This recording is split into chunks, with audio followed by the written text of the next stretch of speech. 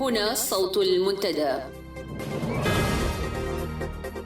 صوت المنتدى بث إذاعي يأتيكم يومي الأربعاء والسبت من كل أسبوع، وفي الأوقات من 8 إلى 9 مساء أيام الأربعاء، ومن 9 إلى 10 مساء أيام السبت بتوقيت إريتريا. صوت المنتدى على الموجة القصيرة 15245 كيلو هرتز أو 19 متر باند. صوت المنتدى على مدى 24 ساعة في القمر الصناعي النايلسات ب8 درجات غربا، وعلى تردد 11678 للاستقطاب الرأسي. صوت المنتدى علم مستقل وحوار وطني بناء. صوت المنتدى.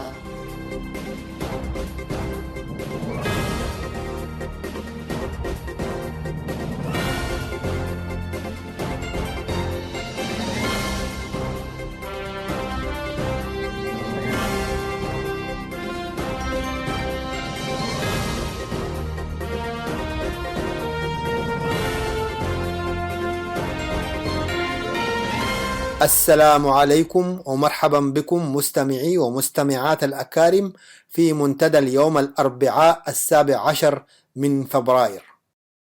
أصحبكم خلال هذه الساعة أنا صلاح محمد زين وزميلي يوسف بوليسي في إعداد نشرة الأخبار التي سأوافيكم بها بعد قليل.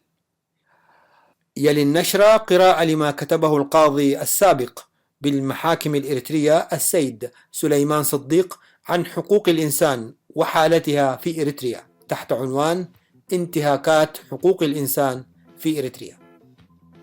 ثم تستمعون إلى كامل الحديث الذي أدلى به القيادي بالمنتدى السيد محي الدين شنقب لبرنامج ملفات إريتريا قبل أسبوعين. وقتا طيبا ومتابعة مفيدة أرجوها لكم.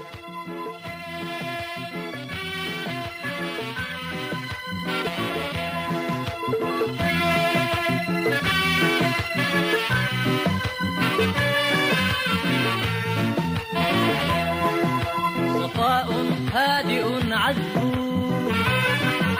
ووجه ضاحك طرب، ونون الوجنتين به إذا ابتسمت له صخب. رويت غرور يافعة فأدمى قلبي الوثب، فيا عجبي بنافرة يزيد نفورها العجب، يزيد نفورها العجب.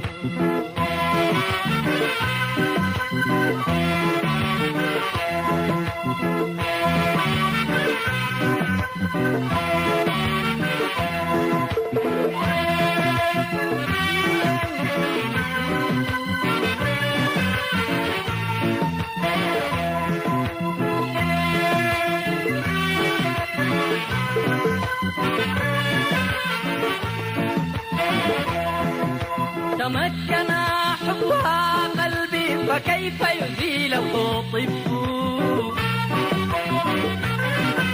تمكن حبها قلبي فكيف يزيله طب. صفاء أنت في نفسي وفاء زاده حب،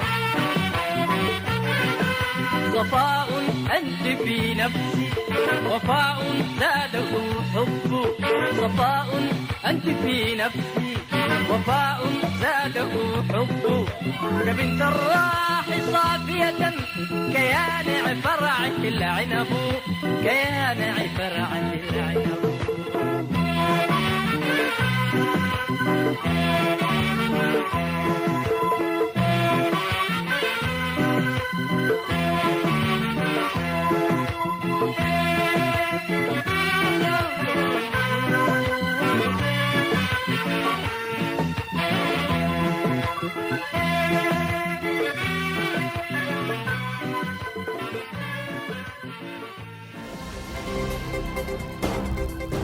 صوت المنتدى.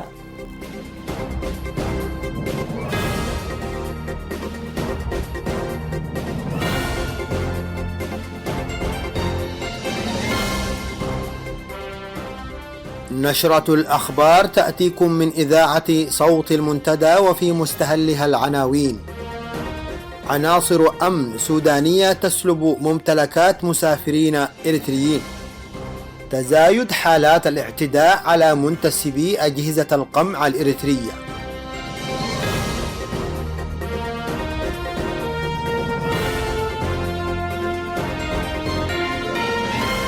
إلى تفاصيل الأخبار.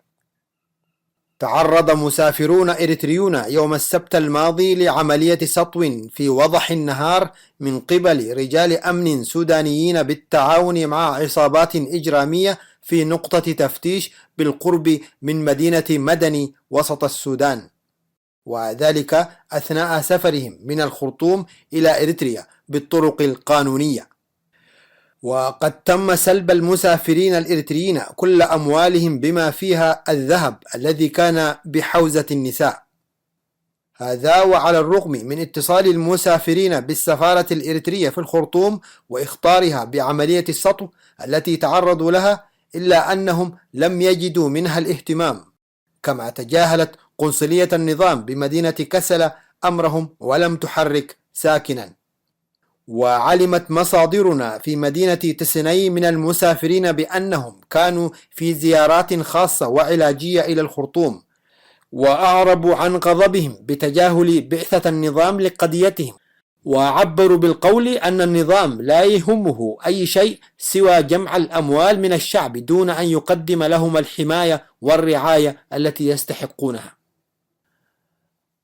تعرض رجال أمن تابعين لإحدى أجهزة الأمن القمعية يوم السبت الماضي للضرب المبرح من قبل أشخاص مجهولين.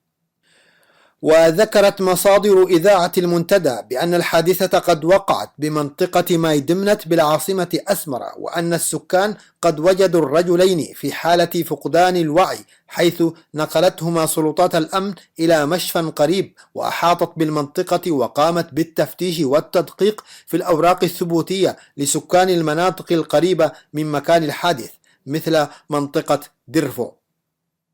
وأشارت مصادرنا إلى تنامي مثل هذه الحالات في كثير من مناطق البلاد وخاصة العاصمة أسمرة، حيث بدأ المواطنون يظهرون تذمرهم من خلال الاعتداء المباشر على العاملين في أجهزة النظام التجسسية التي تذيقهم شتى أنواع العذاب. وفي أول رد فعل من هذه الأجهزة القمعية عملت على تسليح رجالاتها بالمسدسات حفاظا على أرواحهم من مثل هذه العمليات الشعبية الجريئة. ويؤكد المراقبون للأوضاع الأمنية في البلاد نزوع المواطنين للدفاع عن أنفسهم وممتلكاتهم وأعراضهم عبر استخدام نفس الأسلحة ضد زوار الليل من أجهزة الأمن واللصوص. هذا ومن المعروف أن الوطن يشهد في هذه المرحلة حراكا منظما بدأ يشتد عوده يوما بعد آخر، وصار مقلقا للنظام الذي تضيق دائرة مؤيديه بين الموظفين الحكوميين، لا سيما بين الأجهزة الأمنية والعسكرية، وذلك للوعي الذي بدأ يتنامى بينهم وإدراكهم بأهمية التغيير حفاظا على الوطن من الضياع. نهاية النشر. وفي كل أنحاء وبالأركان كم درب، بها عابد صامت وحيد صمته صلب، خلو القلب عذبه كأن شعابه حطب، تحرق جنبه نار ويدري جوفه اللهب، تحرق جنبه نار ويدري جوفه اللهب، ويدعو ربه حتى يكون وداده السبب، يكون وداده السبب.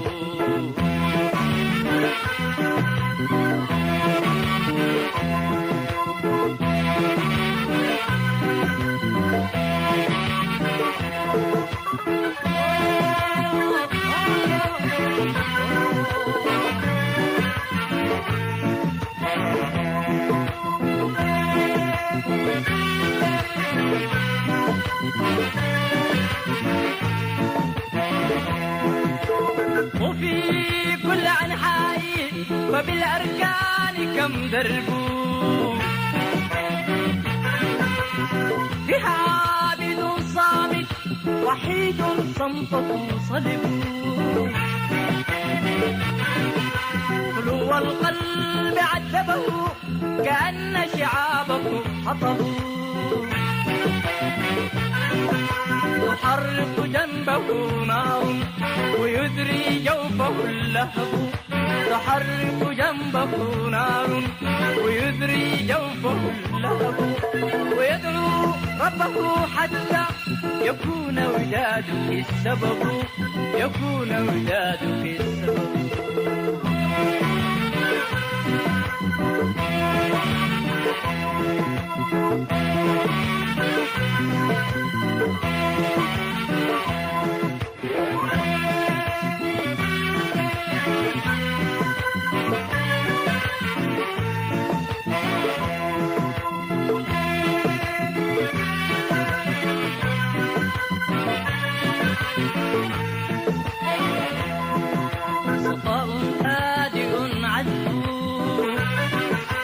وجه ضاحك ضرب ونون الوجنتين به إذا ابتسمت له صخب رويت رافعة فأدمى قلبي الوثب ويا عجبي بنافرة يزيد نفورها العجب يزيد نفورها العجب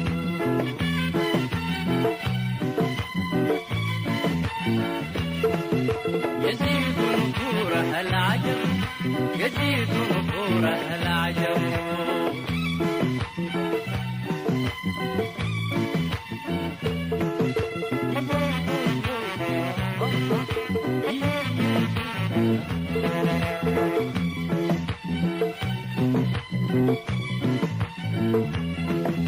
يزيد نفورها العجب يزيد نفورها العجب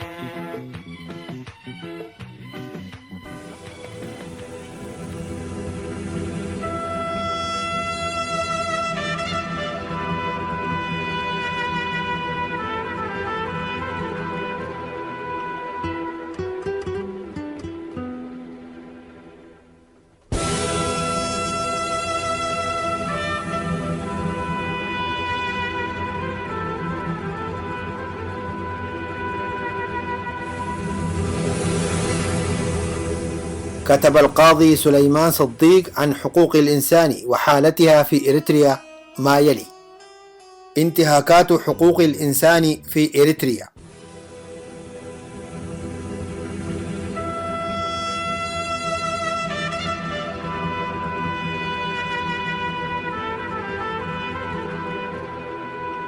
لا شك في أن الشعب الإريتري حين أعلن ثورته ضد الاحتلال كان يسعى إلى تحرير البلاد من القمع والتبعية والاستبداد، وكان يرمي إلى التخلص من كل مظاهر الظلم والجهل والفساد.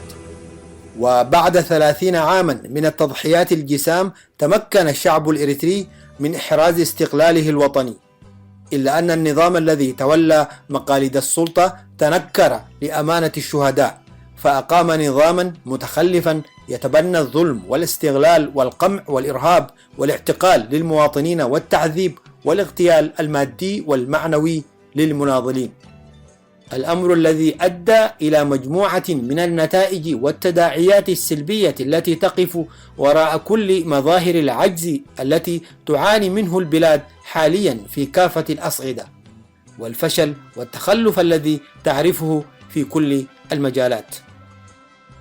وباستعراض انتهاكات النظام وجرائمه نجد أنه قد كمم الأفواه وغيب الحريات وأغلق الصحف وصادر الممتلكات، وشرد آلاف المواطنين بتهجيرهم من قراهم قسرا إلى مناطق أخرى لا يعرفونها ولا يألفونها، سعيا منه إلى خلق مجتمع جديد يرضي طموحه وغروره وينسجم مع أحقاده وشروره، وأحال الوطن إلى ساحة للموت والدمار. بزج الشباب في أعمال السخرة الشاقة وأتون حروب عبثية لا ناقة لهم فيها ولا جمل، بحجة الدفاع عن حياض الوطن وسيادته ومكتسباته، في حين أن الوطن في ظل هذا النظام الغاشم يقطع أوصاله وتمتهن كرامته ويطعن في شرفه كل يوم. فأي سيادة وأي شرف لوطن يفر منه أبناؤه، وأي كرامة أو مجد لبلد يعم الرعب في نفوس مواطنيه.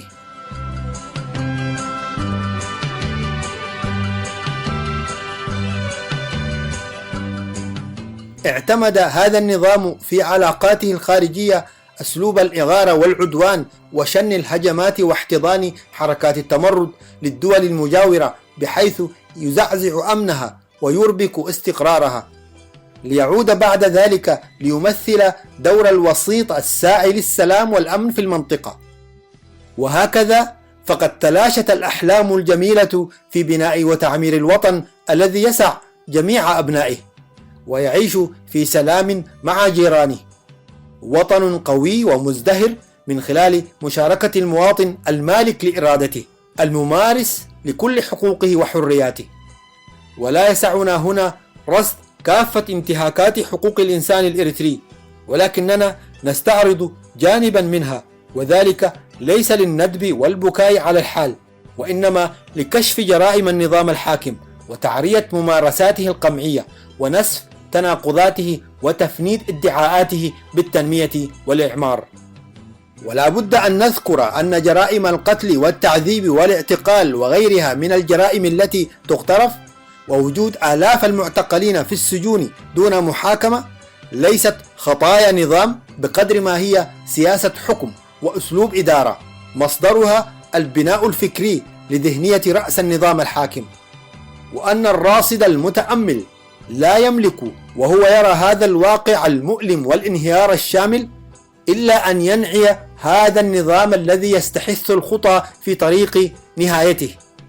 ولعل في هذا ما يدعو المعارضة الإريترية إلى التفكير بجدية في وسائل توحيدها وتفعيل دورها حتى يكون لها القدح المعلى في الإصلاح والتغيير الذي لن يأتي بالتأكيد منحة، فما نيل المطالب كما يقول الشاعر بالتمني، ولكن تؤخذ الدنيا غلابا.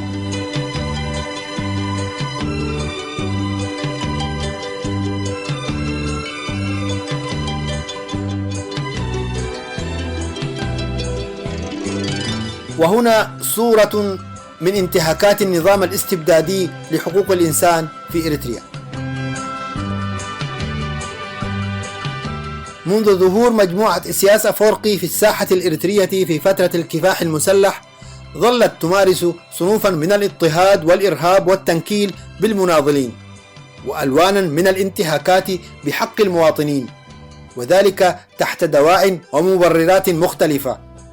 واستمرت هذه الزمرة في نهجها بعد إعلان الدولة الإريترية المستقلة بصورة أشد وأقصى وبمسوغات وذرائع متعددة. وطالت هذه الانتهاكات كافة فئات وشرائح المجتمع الإريتري، مما أدى إلى تشريد الشباب من الوطن وإلى إفراغ البلاد من الشعب. وما زال النزيف البشري مستمرا، حيث نجد أمواجا جديدة كل يوم من اللاجئين تعبر إلى دول الجوار بحثا عن ملاذ آمن وحياة أرحب أفضل. ويحسن بنا ونحن نتصدى لانتهاكات حقوق الإنسان في إريتريا أن نعرف هذه الحقوق. فما هي حقوق الإنسان؟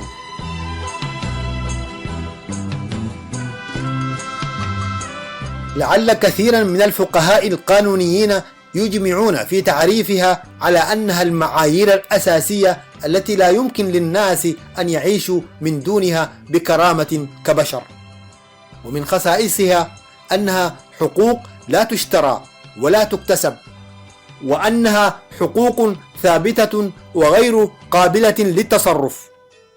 وبهذا المعنى هي حقوق متأصلة في كل فرد وواحدة لجميع البشر بصرف النظر عن العنصر أو الجنس أو الدين أو الرأي السياسي أو أي رأي آخر أو الأصل الوطني أو الخلفية الاجتماعية، حيث ولدنا جميعا أحرارا ومتساوين في الحقوق والكرامة. إلى جانب ذلك هي حقوق عالمية ليس من حق أحد كائنا من كان أن يحرم منها شخصا آخر. وتضمنت الكثير من الصكوك والمواثيق الدولية قضية حقوق الإنسان، أبرزها الإعلان العالمي لحقوق الإنسان الذي اعتمد بموجب قرار الجمعية العامة للأمم المتحدة بتاريخ 10 من ديسمبر عام 1948.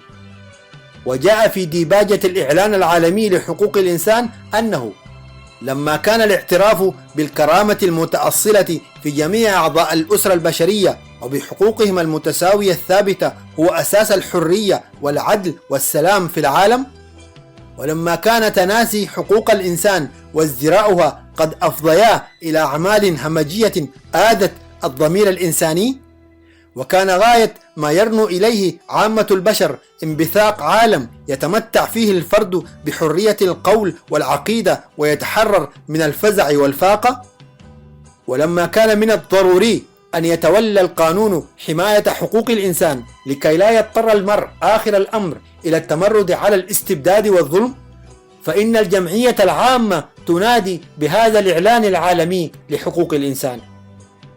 وفي الواقع أن الإعلان العالمي لحقوق الإنسان هو بيان يتضمن الحقوق المتفق عليها على أوسع نطاق في العالم، والرسالة الأساسية للإعلان هي أن لكل إنسان قيمة متأصلة وحقوق ثابتة.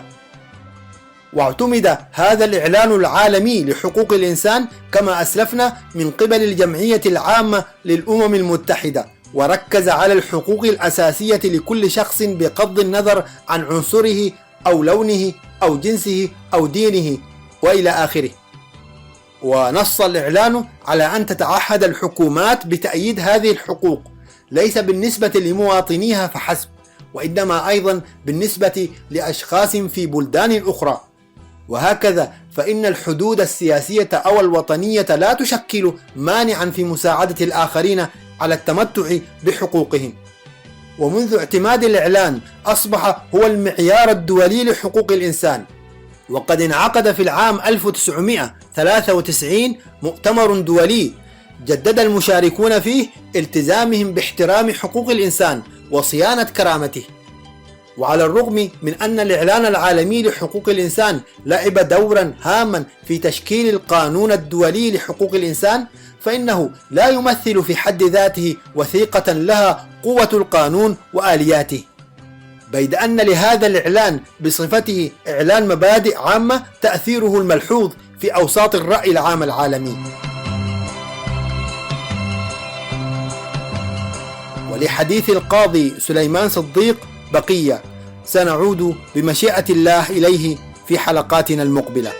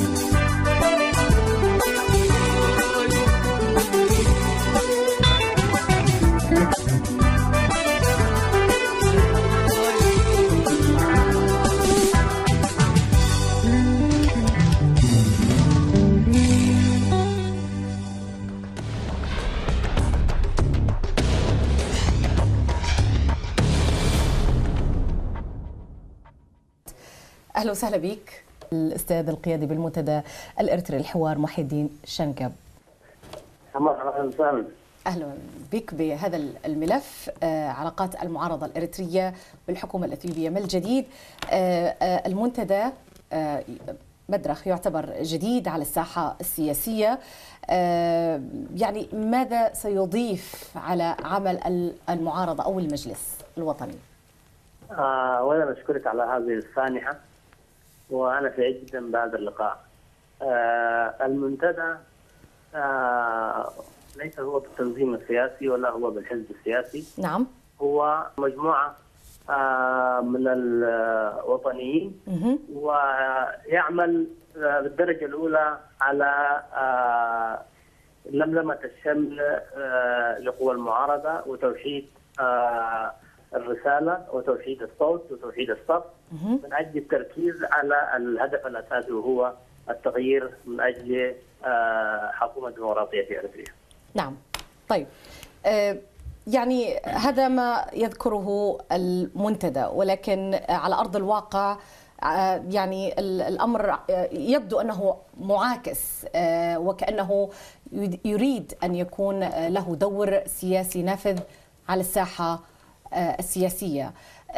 إذن حدثنا عن هذه الزيارة، ومن قبل كانت هناك ورشة عمل في فرانكفورت، وأنتم قدمتم وحضرتم للقاء لكل الأحزاب القوى السياسية في نيروبي، واليوم أنتم أيضا تتجهون إلى أثيوبيا. حدثنا ما هي الأهداف؟ أهداف المنتدى تتمثل في توحيد المعارضة الأريترية في الخارج، وتسهيل عملية الاتصال ما بين معارضة الداخل والخارج. نعم. وتوحيد وربط هذه الطرفين من أجل الوصول لشكل متفق عليه من أشكال التغيير القادم في أريتريا. نعم. والغرض من ورشة نيروبي هو توحيد هذا الصف وبناء جسور الثقة ما بين مختلف قوى المعارضة. نعم. لملمة شمل المعارضة في الخارج.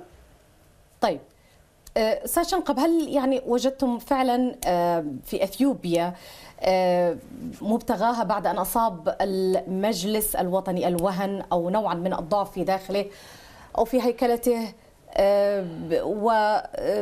وحاولتم التغلغل رغم أنه بالسابق بعض القيادات كما ذكر في بعض التصريحات أنكم كنتم ضد التعامل مع أثيوبيا؟ الحقيقة المنبر لم يكن ضد التعامل مع أثيوبيا. نعم. والمنبر يرى في أثيوبيا قوة صديقة للمعارضة، ومن خلال زيارتنا تأكدنا مرة ثانية أنه أثيوبيا استراتيجية واضحة تجاه أريتريا. نعم. وأثيوبيا مع التغيير الديمقراطي في أريتريا مثلها مثل بقية دول المنطقة، مثلها مثل كينيا، مثلها مثل جيبوتي، واعتقد كثير من دول الجوار ترغب في ان ترى تغيير ايجابي وديمقراطي في اريتريا، لان ذلك يؤثر ايجابا على هذه الدول. طيب. نعم. بالتالي نحن يعني عايز اؤكد نقطه واحده، انه المنبر ليس هو بديل للمجلس الوطني، وليس هو بديل لاي تنظيم سياسي، لانه لا يمتلك الشروط اللي تؤهله ان يكون بديل لتنظيم او لمجلس يجمع كل المقاومه. طيب، استاذ شنقب، ايضا انتم يعني احدى نقاطكم او اهدافكم انكم تعملون جاهدين في توحيد المعارضه. ما هي الخطوات التي قمتم بها وكيف؟ نحن في اتصال مستمر مع كل قوى المعارضه والتباحث والتفاكر في كيفيه توحيد الجهد. لا نطمح لأن نوحد كل المعارضة في تنظيم واحد. نعم. ولكن نكون قد توفقنا كثيرا لو حددنا برنامج حد أدنى تتفق عليه كل المعارضة، وبالتالي توجه كل جهد المعارضة لهدف محدد وواحد. نعم. وهو إزاحة النظام في أريتريا. أيضا وفي هذا نعم. الاتجاه نعم. تمكنا في ورشة نيروبي من خلق أساس لهذه الاستراتيجية، ونحن آملين في أن نوسع هذه الرقعة ونجمع بين كل قوى المعارضة في هذا الإطار، وأيضا على اتصال مستمر وتواصل دائم مع معارضة الداخل. ونحن الآن نرى بوادر توحيد اللغة وتوحيد الرسالة ما بين معارضة الداخل والخارج. نعم، يعني عفوا أستاذ شنقب، ذكرت نقطة هامة جدا، توحيد المضمار أو المعارضة في الداخل والخارج. كيف يعني ما هي الآلية أولا التي تبادرون بها، وكيف تم ذلك، وما هي آثار ذلك أو النتائج أو المخرجات؟ نحن على تواصل مستمر مع معارضة الداخل من خلال التلاقي الشخصي. نعم، مع الأفراد. من هم معارضة الداخل أستاذ شنقب؟ اسمح لي، من هم معارضة الداخل؟ الداخل كل معارض يا أختي العزيزة، الداخل بالكامل. من هم؟ حدد. أنتم يعني كحزب تقولون أنكم تتواصلون مع الداخل أو منظمة كما يذكر، ولكن من هم؟ يا ليت تحدد لنا. هل هم من داخل النظام؟ من داخل النظام، من أفراد النظام مع أحد؟ نعم، من داخل النظام، من داخل مؤسسات النظام. نعم. المدنية والعسكرية. وكيف يتم ذلك؟ هل كيف يتم ذلك؟ الآلية التي يعني يذكر أنه المجلس الوطني لم يحقق ذلك، كيف أنتم اليوم استطعتم أن تخترقوا هذه الخطوط الحمراء؟ أنا لا أعتقد أن المجلس الوطني لم يتمكن من التواصل مع الداخل. نعم. لكن أستطيع أن أتحدث عن تجربتنا. نحن نتواصل مع الناس بشكل شخصي، يعني نكون على اتصال، لأنه نعرف الأشخاص، نعرف القيادات، نعرف الوزراء، نعرف كل النشطاء في داخل النظام، ونعرف ايضا انه كلهم معارضين، يعني ما وجدنا ولا 1% من نقابلهم نعم يؤيد النظام، الا عدد قليل جدا من المستفيدين واللي هم موجودين حول الرئيس وشخصيه الرئيس يعني. فنحن نعتقد انه الداخل 99% معارض. نعم. بالتالي لابد من تواصل وتنسيق وتعطير الجهود بحيث اريتريا تتمكن من الخروج من هذه الازمه متماسكه ان شاء الله. نعم، يعني اسمح لي ايضا استاذ شنقب، يعني في هذه بالتحديد هذه النقطه هناك حديث ايضا بين السياسيين بان طالما انكم وصلتم الى الداخل مع بعض افراد النظام وحاولتم التواصل عبر المعارضة في الداخل، هذا يعني يؤكد عند البعض بأن هذه المنظمة مدرخ بأن لها أيضا قوة داخلية في داخل النظام، ويعني التصور الذي أحاط الجميع بأن مدرخ لها ذراع داخلي في داخل النظام الإريتري وقد تلعب بديلا له. كيف تفند هذه المقولة أو هذه الإشاعة؟ التواصل مع الداخل للمنبر موجود بحكم أن الداخل كله معارض. نعم. وبالتالي إمكانية التغيير من خلال العمل والتنسيق مع معارضة الداخل موجودة وممكنة وقائمة. نعم. لكن يعني المدرك ليس بديلا لأي جهة زي ما ذكرت، لأنه المدرك ليس هو بالتنظيم السياسي، وبالتالي لا يمثل أي جهة سياسية أو تنظيمية، وكل ما في الأمر بدل ما يكون المنبر تنظيم آخر يكون هو الجهة المتعمل على تنفيذ التنظيمات الموجودة أصلا على الأرض. لا يعني نحن لسنا بحاجة إلى تنظيمات جديدة بقدر ما نحن بحاجة إلى تفعيل وتنشيط وتعزيز ما لدينا على الصعيد الواقع. طيب أستاذ شنقب، يعني أيضا عودة إلى نيروبي، بعض هناك أحزاب المعارضة لم تتفق ولم تحضر، كيف ذلك؟ لم تحضر في المشاركة؟ نحن قدمنا دعوة ل 19 تنظيم، حضر منها 11 تنظيم. نعم. جزء من بقية التنظيمات التي لم تحضر جزء منها لسوء يعني لسوء الاتصال ما قدرنا نتواصل بشكل جيد. جزء آخر لم يتمكن لأسباب فنية، لكن لم نجد من يقول لا يريد أن يشارك في نيروبي. يعني دعوتنا كانت مقبولة من كل الجهات، ولا زلنا نعمل بحيث نضيف يعني نجمع ما تبقى من المعارضة في إطار موحد. بالتالي الجهد مستمر، ولا نتوقع أن نوفق من أول خطوة، لكن يمكن ثاني وثالث نتمكن من جمع كل المعارضة إن شاء الله، وده أعتقد ما يغلق النظام في الداخل. طيب أولا أؤكد للأخ وأكثر من مرة يعني نعم. أثيرت نقطة إنه المنبر ترى في إزاحة رأس النظام حل المشكلة، وبمعنى آخر هي حركة إصلاحية. نعم. هذا كلام لا أساس له من الواقع، وكل مستندات المنبر تؤكد إنه المنبر لا ترى إمكانية إصلاح النظام، لأن الإصلاح تجاوز ومنذ عهد بعيد نعم. إمكانية الإصلاح. وبالتالي لا يمكن إصلاح نظام ميت باختصار، يمكن إصلاح نظام فيه عطل جزئي أو خراب جزئي، لكن لا نرى في النظام في أريتريا إمكانية إصلاح بأي شكل من الأشكال. اثنين، المدرخ والمنبر ما مؤهل لتوحيد الصف. ما أعتقد الكلام ده صحيح. مش المنبر، أي شخص بإمكانه يقدم جهد ولو كان خطوة واحدة في اتجاه توحيد الصف أعتقد هو مؤهل. نعم أستاذ شنقب، يعني اسمح لي النقطة التي أثارها وأثارتها كل القوى الأحزاب السياسية أنتم كما ذكرتم في نقاط أهدافكم إزاحة فقط رأس النظام.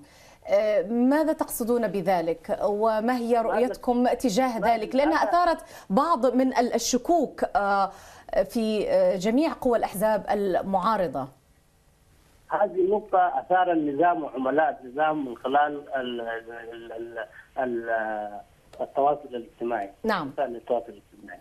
نحن كمنبر لم ولن نذكر في يوم من الأيام إزاحة رأس النظام هو الحل، ولم نذكر يوم من الأيام إنه هذا النظام يمكن إصلاحه. نحن نؤمن وبكل ما أوتينا من نباهة إنه هذا النظام غير صالح. نعم. يعني رؤيتكم للتغيير هي التغيير الشامل في إريتريا بشكل بالضبط. كامل من جذوره. طيب. تغيير شامل لأنه لا يوجد في إريتريا نظام. أنتم أيضا تذكرون من خلال يعني تقديركم بأن تريدون توحيد المعارضة، تعزيز جهود المعارضة. من هي المعارضة برأيكم أو برؤيتكم؟ نحن يعني لا نعتقد أن المعارضة هي محصورة في تنظيمات سياسية. نعم.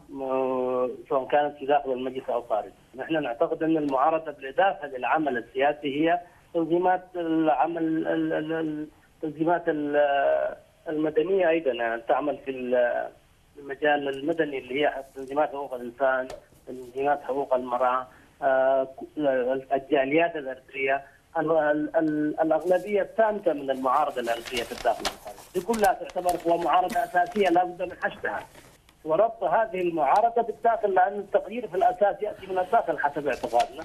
ودور المعارضة في الخارج بكل أطيافها وبكل اتجاهاتها هو دور إيجابي ومشجع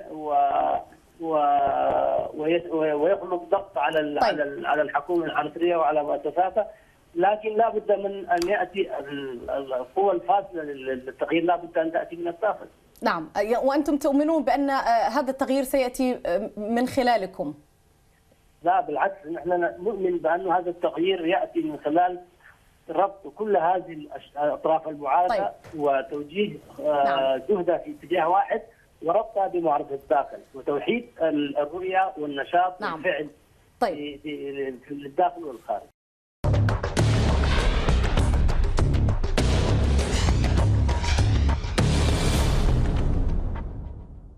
طيب اسمحوا لي ضيوفي ناخذ ايضا اتصالات وتساؤلات المشاهدين. ناخذ اتصال الاول من النرويج. سعد تفضل. السلام عليكم. وعليكم السلام ورحمة الله. تفضل الأخ سعد. والله أشكر لضيفي الكريمين الأستاذ إسماعيل قبيتة وأيضا الأستاذ محي الدين شنقب. نعم. ونقول له للأستاذ محي الدين شنقب بعد الغياب الطويل أهلا وسهلا بك في الحوارات المتتالية. طيب يا ليت يا أخ سعد سؤالك. نعم. حخش أنا في النقطة المهمة. ذكرت الأستاذ إسماعيل قبيتة لمشكلة المجلس الوطني وعدم وجوده كل كان متأملين فيه. نعم. هي بعدم اعتراف المهمشين من قبل النظام، وهذه بقت في المعارضة مشكلة. هل لديهم حل لهذه المشكلة مدرك كلهم يعني وجود لحل هذه المشكلة؟ نعم. السؤال الواحد. والثاني، هل هو مدرك البديل لكل المعارضة الإريترية ويأمن ويحتفظ بكل مصالح اثيوبيا هي كانت تحاول له والان لقته في المدرك اللقاءات المتواليه؟ نعم. ام هي من خلال بس لقاءات هي وعلى حسب هي واضح مستضيفه واضح يا سعد. شكرا لك. ايضا طرحنا خلال اللقاء هذه الاسئله، لكن لا باس ناخذ اتصال اخر. محمد من السويد، تفضل. نعم، السلام عليكم. وعليكم السلام ورحمه الله. تفضل. شكرا لك ولضيفيك. اهلا وسهلا. انا طبعا عندي مداخله. يقول الاستاذ محي الدين شنقب أيوة. ان هناك طبعا تواصل في داخل اريتريا. ايوه. ومع الاشخاص الذين استعان بهم النظام في تنكيل الشعب الاريتري. ايوه. ولولاهم لما تمكن النظام ان يرتكب كل هذه الجرائم طبعا. فكيف يستقيم الامر ان يكون التواصل مع من تلطخت ايديهم بدم شعبنا البريء؟ نعم. هل هذا التواصل هي صفقة لضمان استمراريتهم بعد سقوط النظام، أو على الأقل هو ضمان حصولهم الحسانة من ملاحقتهم أو محاكمتهم عما ارتكبوه؟ أريد توضيح من أستاذ محي الدين، وشكرا لك. شكرا لسؤالك. طيب نبدأ من الأخير، لأنه السؤال أعتقد مهم جدا، وكان في كثير من الرأي العام يطرح بذات السؤال. أستاذ شنقب، استمعت للسؤال من السويد من الأخ محمد. التواصل مدرخ للداخل ومع أفراد أو مجموعات المعارضة التي هي أساسها من النظام التي تلطخت أيديهم بقتل وتنكيل وانتهاكات عديدة للشعب الإريتري، كيف يتم ذلك؟ هل هو يعني يعتبر مبرر أو طبعا لتحقيق المآرب لمدرخ؟ اولا اعتقد انه الداخل التفكير بانه القوى الموجوده في الداخل هي كلها تابعه للنظام. نعم. هذا غير سليم، غير صحيح. لانه نحن نعلم انه 99% من الداخل ضد النظام، بما في ذلك من هم في داخل نعم النظام نفسه. أنت تتحدث عن الشعب، 99% من الشعب، ولكن البقية، اسمح لي أستاذ شنقب، البقية هم في داخل النظام وفي نفس المنظومة ممن قامت بانتهاكات عديدة. ايوه، انا انا اقصد الشعب وحتى المؤسسات الحكوميه القائمه الان في اريتريا. ليس كل من في مؤسسات الحكومه مجرم. نعم. لكن كل من هو مجرم يحاكم بكره لما تكون في اريتريا حره مستقله، يكون في قانون. اي شخص ارتكب جرم بحق اي شخص اخر يفترض يحاكم. طيب. القانون يحكم يعني للجميع، لكن لا ينبغي ان نتخلى عن قوى الداخل في اجراء التغيير، لانه هي قوه ضاربه وضروريه وحاسمه في التغيير. ولا اذا استطعنا ان نؤلف الداخل ومؤسسات الحكومه نفسها ضد الحكومه، فهذا انجاز كبير اعتقد، وهذا هو الطريق الاوحد للتغيير في الداخل. طيب نعم. ياتي من الخارج وحده. اتصال اخر من اريتريا، اسمح لي. تفضل ابراهيم. السلام عليكم. وعليكم السلام. بشكل سريع الله يخليك، تفضل. ابشري. عندي سؤالين، سؤال للاستاذ اسماعيل وسؤال للاستاذ محي الدين لو سمحتي. نعم تفضل. اولا، الا يتفق معي الاستاذ اسماعيل قبيته ان ميثاق المجلس جاء ليحترم وليس حبر على ورق. ايوه. وعليه ماذا يفسر ما جاء في ورقه فرانكفورت وتناقضها مع ميثاق المجلس، وخاصه في موضوع اللغه. نعم. وثانيا، لماذا، والسؤال الثاني للاستاذ محي الدين، نعم، لماذا لم يخاطب المنتدى المجلس كمحاولة لإجراء الحوار الوطني أو حوار الوحدة أو لتحقيق أهدافهم يعني. نعم. طيب، رأي أخير وسريع من الأستاذ محي الدين شنقب، تفضل في ثواني. السؤال المذكور اللي هو يعني المنتدى نعم.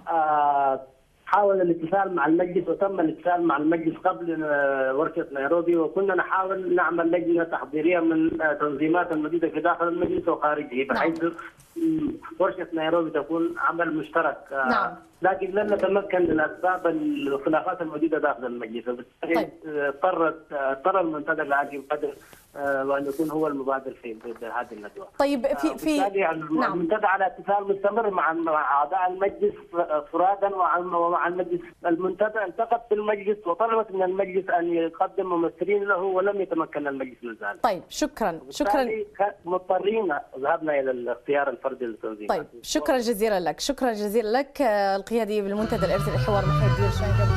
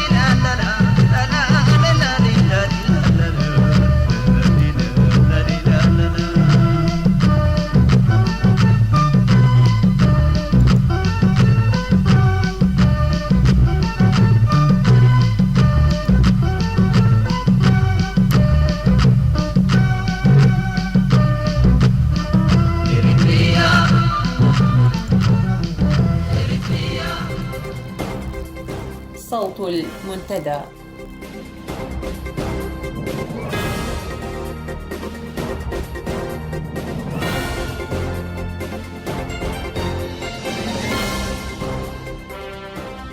نشرة الأخبار تأتيكم من إذاعة صوت المنتدى، وفي مستهلها العناوين: عناصر أمن سودانية تسلب ممتلكات مسافرين إريتريين.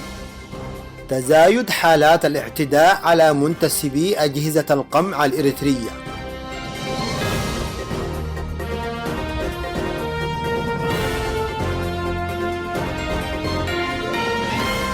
إلى تفاصيل الأخبار. تعرض مسافرون إريتريون يوم السبت الماضي لعملية سطو في وضح النهار من قبل رجال أمن سودانيين بالتعاون مع عصابات إجرامية في نقطة تفتيش بالقرب من مدينة مدني وسط السودان، وذلك أثناء سفرهم من الخرطوم إلى إريتريا بالطرق القانونية. وقد تم سلب المسافرين الإريتريين كل أموالهم بما فيها الذهب الذي كان بحوزة النساء. هذا وعلى الرغم من اتصال المسافرين بالسفارة الإريترية في الخرطوم وإخطارها بعملية السطو التي تعرضوا لها، إلا أنهم لم يجدوا منها الاهتمام، كما تجاهلت قنصلية النظام بمدينة كسلا أمرهم ولم تحرك ساكنا.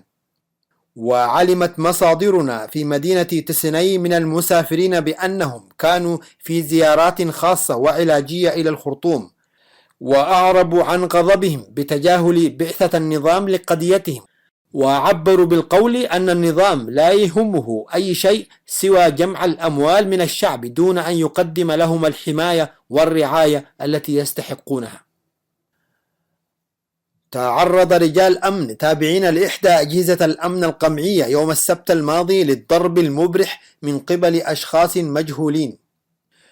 وذكرت مصادر إذاعة المنتدى بأن الحادثة قد وقعت بمنطقة مايدمنت بالعاصمة أسمرة، وأن السكان قد وجدوا الرجلين في حالة فقدان الوعي، حيث نقلتهما سلطات الأمن إلى مشفى قريب، وأحاطت بالمنطقة وقامت بالتفتيش والتدقيق في الأوراق الثبوتية لسكان المناطق القريبة من مكان الحادث مثل منطقة ديرفو. وأشارت مصادرنا إلى تنامي مثل هذه الحالات في كثير من مناطق البلاد وخاصة العاصمة أسمرة، حيث بدأ المواطنون يظهرون تذمرهم من خلال الاعتداء المباشر على العاملين في أجهزة النظام التجسسية التي تذيقهم شتى أنواع العذاب. وفي أول رد فعل من هذه الأجهزة القمعية عملت على تسليح رجالاتها بالمسدسات حفاظا على أرواحهم من مثل هذه العمليات الشعبية الجريئة. ويؤكد المراقبون للأوضاع الأمنية في البلاد نزوع المواطنين للدفاع عن أنفسهم وممتلكاتهم وأعراضهم عبر استخدام نفس الأسلحة ضد زوار الليل من أجهزة الأمن واللصوص. هذا ومن المعروف أن الوطن يشهد في هذه المرحلة حراكا منظما بدأ يشتد عوده يوما بعد آخر، وصار مقلقا للنظام الذي تضيق دائرة مؤيديه بين الموظفين الحكوميين، لا سيما بين الأجهزة الأمنية والعسكرية، وذلك للوعي الذي بدأ يتنامى بينهم وإدراكهم بأهمية التغيير حفاظا على الوطن من الضياع. نهاية النشر. صوت المنتدى.